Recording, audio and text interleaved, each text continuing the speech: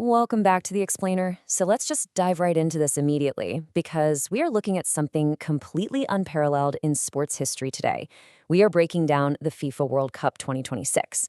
And you know what? Forget the long-winded agenda. We're jumping straight into the history-making scale of this massive tournament. We're going to let the raw numbers do the talking to show you exactly how colossal this is about to get. Let's kick things off with a single number: 3. Just let that sit for a second. In a tournament that's been running for almost a century, what could this number possibly represent? Next up, 48. Now, this is the number right at the very heart of a massive shift in the global sports landscape. It's a leap that fundamentally alters the entire competition. But wait, it keeps growing. 104. I mean, that is an absolute endurance test for the players, the host cities, and honestly, for the fans too.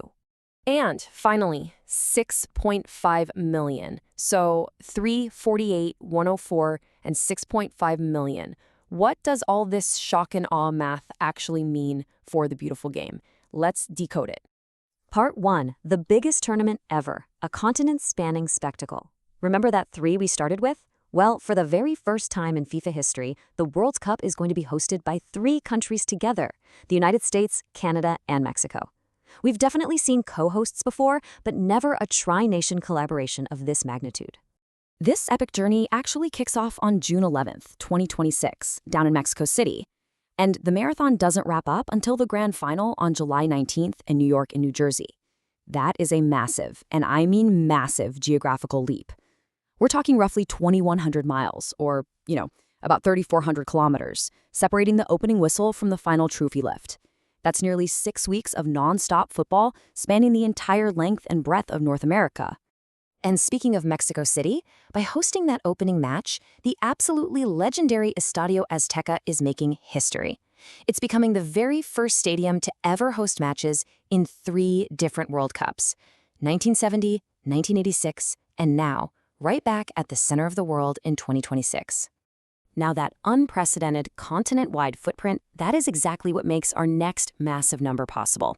FIFA expects this tournament to attract around 6.5 million fans, making it literally one of the largest sporting events ever hosted.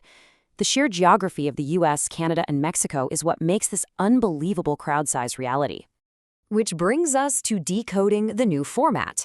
More teams, more matches. We really have to ask, how does this massive scale actually change the action on the pitch?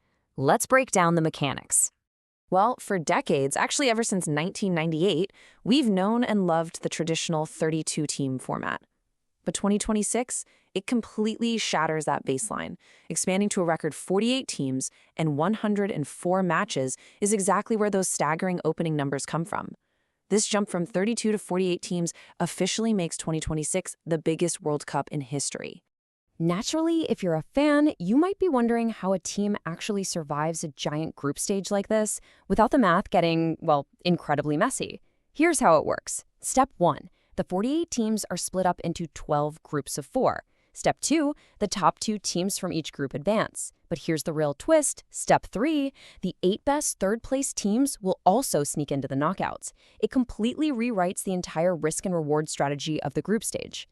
Moving right along to the symbols of 2026, unifying 3 nations. Because beyond all the math, the real challenge becomes, how do you actually unify 3 totally distinct sovereign nations into one cohesive cultural spectacle? Well, designers started right on the pitch with the match ball. It's called Trionda. It's this clever blend of tri for 3 and a sense of wave or motion. It's directly inspired by the host nations, featuring special symbols of all 3 countries, physically tying them together with every single pass and every goal right at the center of the action. And, they didn't just stop with the ball. Instead of the traditional single mascot we're all used to, 2026 brings us a historic triad. We've got Maple the Moose for Canada, Zayu the Jaguar for Mexico, and Clutch the Bald Eagle for the USA. Breaking that single mascot tradition is just a brilliant way to perfectly honor each host nation's unique wildlife and identity.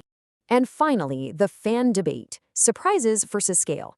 Because with extra teams, extra matches, and continent-wide travel, the online reaction has sparked this massive philosophical divide among football purists all across the globe.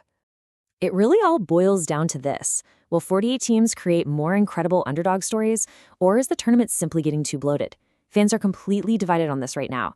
It is a fascinating duality to the 2026 expansion. Will the added teams from around the world water down the elite competition, or are we going to get the greatest Cinderella story ever told? That is the big question I want you to take away from this explainer today. I guess we'll just have to wait until June 2026 to find out. Thanks for joining me and keep exploring.